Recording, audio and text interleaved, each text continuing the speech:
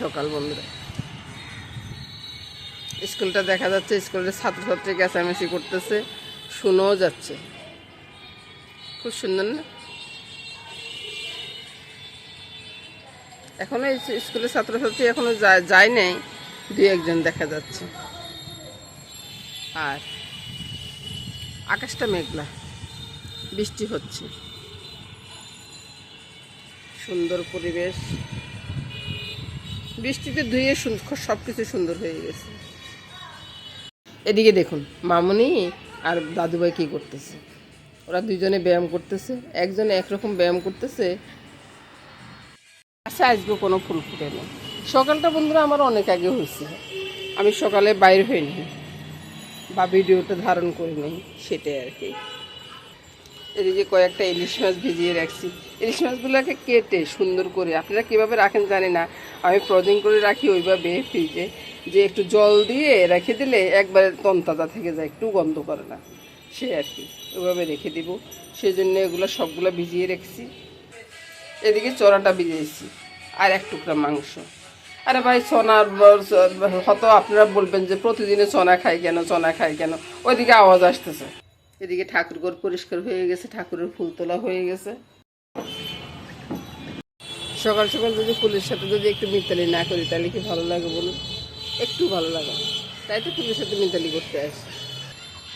শুভ সকাল বন্ধুরা, গাড়ির আওয়াজ আসতেছে অনেক বেশি। চলুন ঘরে চলুন। এই তো ঘরে চলে আসলাম। ঘরে এসে তো কী করে রাখছি সেটা সব কিছু দেখাইলাম। এবার আসুন, দাদুভাইকে একটু ব্যায়াম করাইতে হবে, সেটি দাদুভাই ডাকাডাকি করতেছে, একটু ব্যায়ামটা করে দিই, তারপরে এসে আপনাদের সাথে কথা বলবো। চলে এলাম বন্ধুরা। মুখের হাসি দেখি মনে মনে চিন্তা করতেছেন হাসতেছি কেন। রান্নাঘরে আসলে আমার মুখে হাসিটা আরম্ভ, বুঝছেন? রান্নাঘরটা আমার অনেক পছন্দ রান্নাঘর আমার। তো রান্নাঘর পছন্দ যখন, ওই যে আপনাদের মেশামেশি স্নান করতে গেছে, জল ছাড়তে পুরো জল ছেড়ে দিচ্ছে, ওই জন্য বলতেছি দরজার আটকায় জল ছাড়ো। তো সে আর কি। তো রান্নাঘরে এসে মুখে হাসি ফুটে কেন জানেন? রান্না করতে তো আমি বেশি ভালোবাসি, সেই জন্য আমার মুখে হাসি ফুটে। তো রান্নার সব কিছু জোগাড় করে নিয়েছি বন্ধুরা। সকালে সব কিছু রেডি হয়ে গেছে। দেখুন, আমি কিন্তু সকালবেলা নাস্তাটা এখনও করিনি। দাদুভাইয়ের জন্য মাছ রান্নাটা হয়ে গেছে, এদিকে সকালবেলার জন্য চনাটা সিদ্ধ হয়ে গেছে। এক টুকরো মাংস, এটা একটু গোলমরিচ, নুন আর একটু লেবু দিয়ে সিদ্ধ করে রেখেছি। আর এটা চনার জন্যে, চনার ডালের জন্যে। তো এটা এখানে আছে রসুন আর আদা, এটা একসাথে দিয়ে দিই। আর এখানে আছে ওল বা মাশরুম, যেটাই বলেন। এটা গ্রামের যে ওই ডিবিতে উঠে না, ওই মাশরুমটা, মানে প্রাকৃতিকভাবে যেটা উঠে সেই মাশরুমটা। এখানে শুটকি বাটাটা আছে, পেঁয়াজটা আছে, সব কিছু নিয়ে শুরু করে দিলাম রান্না বান্না। আর মামুনিকে শিখাবো, বুঝছেন? এই মাশরুম রান্না তো মামুনি কোনোদিন জানে না কীভাবে রান্না করতে হয়, মামুনিকেও শিখাবো, সাথে আপনারাও একটু দেখে নেন। তো শুরু করে দিই রান্নাটা। এবার তেলের ভিতরে 2টা লঙ্কা, আচ্ছা, সকালের জন্য রান্না করতে চলে আসলাম, বুঝছেন বন্ধুরা? ভুলে যাই অনেক সময় অনেক কিছু ভুলে যাই। আর ওই যে ডালের ভিতরে সব কিছু দিয়ে দিছি, অনেক ডালের থেকে নিয়ে এখানে দিতেছি। এখানে ওই যে আদা আর রসুন বাটাটা দিলাম চিকেনের সাথে আর কি। তো এটাই এখন তেলে ছেড়ে দিচ্ছি। তেলে ছেড়ে দিয়ে একটু নেড়ে ছেড়ে নেব, নেড়ে ছেড়ে নিয়ে। আর যে আসলে সব কিছু ভুলে যাচ্ছে, বুঝছেন? রান্নাটা কেমন হবে সেটা ঠাকুর জানেন, সব কিছু ভুলে যাচ্ছে। তারপর ডালটা দিয়ে দিলাম, এবার নেড়ে চেড়ে নেব। ওইদিকে গরম জলটা বসিয়ে দিলাম। আর করিয়ে কাজ করে বাবা, এক একদিন হলে না রান্না করতে আসলে এরকম হয়। আর তো সেটা সেই অবস্থাটা আমারও হয়েছে। আর একটু চিনি দিলে, কিন্তু চিনি না দিলে কিন্তু ভালো লাগবে না। কী কী দিলাম মামনি, এটা একটু মনে করে দেখো তো কী কী দিলাম এখানে।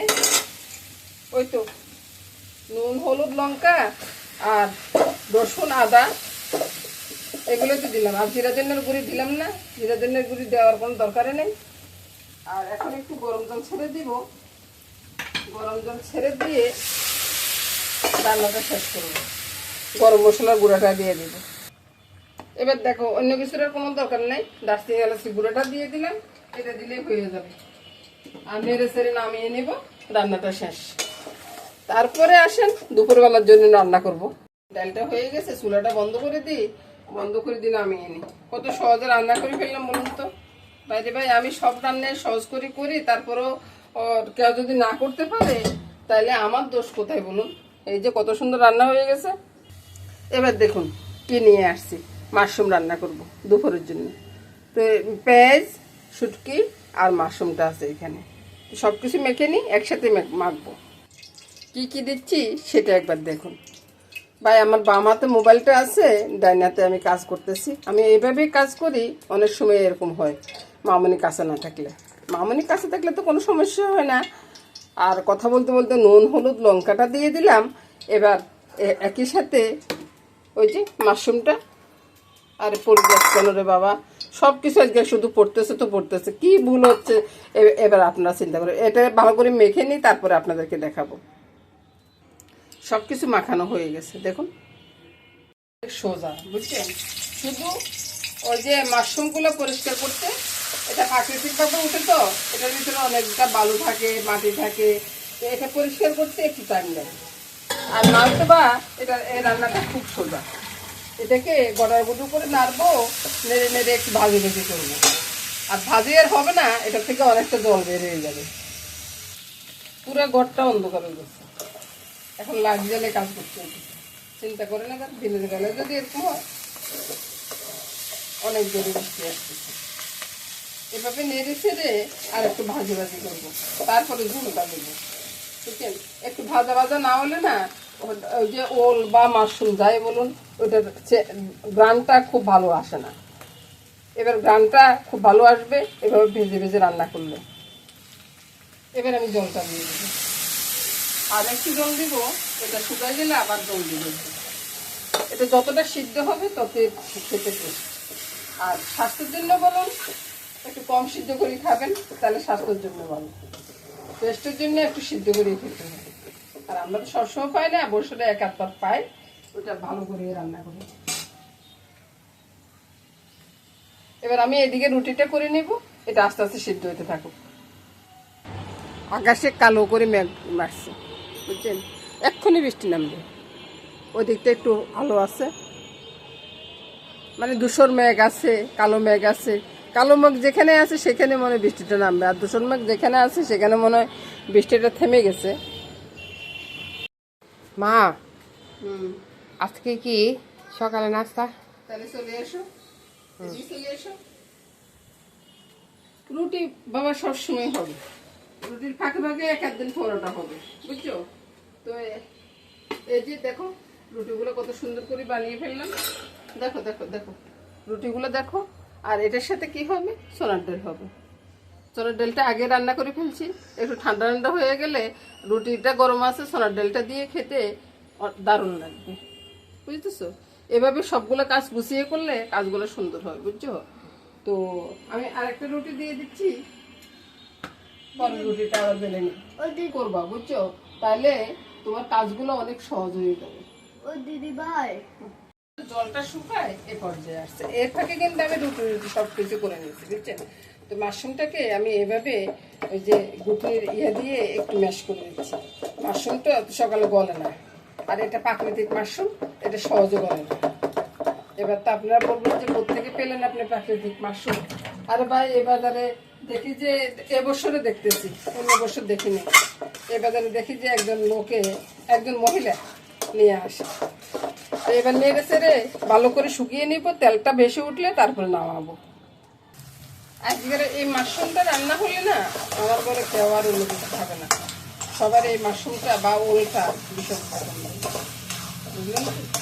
এটা আরেকটু হবে, একটু তেল ছড়ালে নামিয়ে নেব। অনেকটা সময় লাগে রান্নাটা করতে, বুঝছেন। একটু ধৈর্য নিয়ে রান্না করবেন, দেখবেন যে অনেকটা খেতে ভালো লাগবে। এবার আমি নামিয়ে নেব, মাশরুম রান্নাটা হয়ে গেছে, তেলটা ছড়াচ্ছে, চতুর্দিকে তেলটা ছড়াচ্ছে।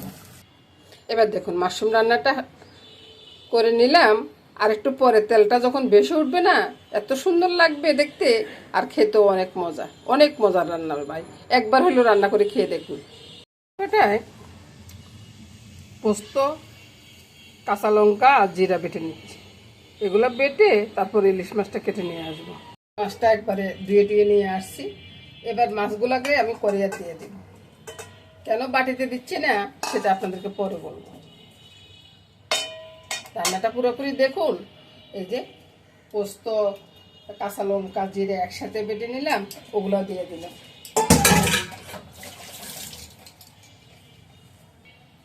এবার স্বাদ মতো নুনটা,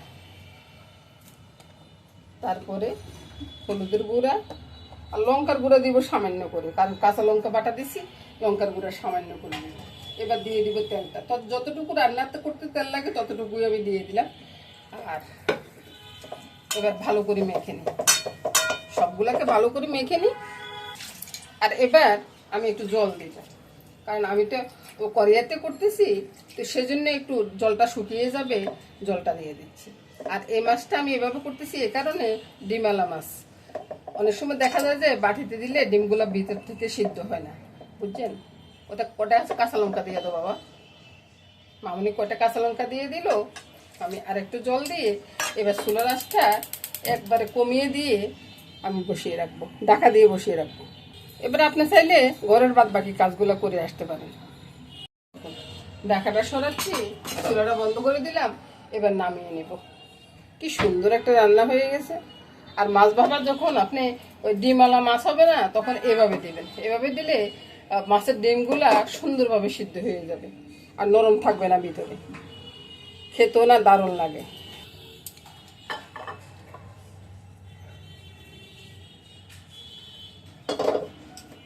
অসম্ভব সুন্দর একটা রান্না।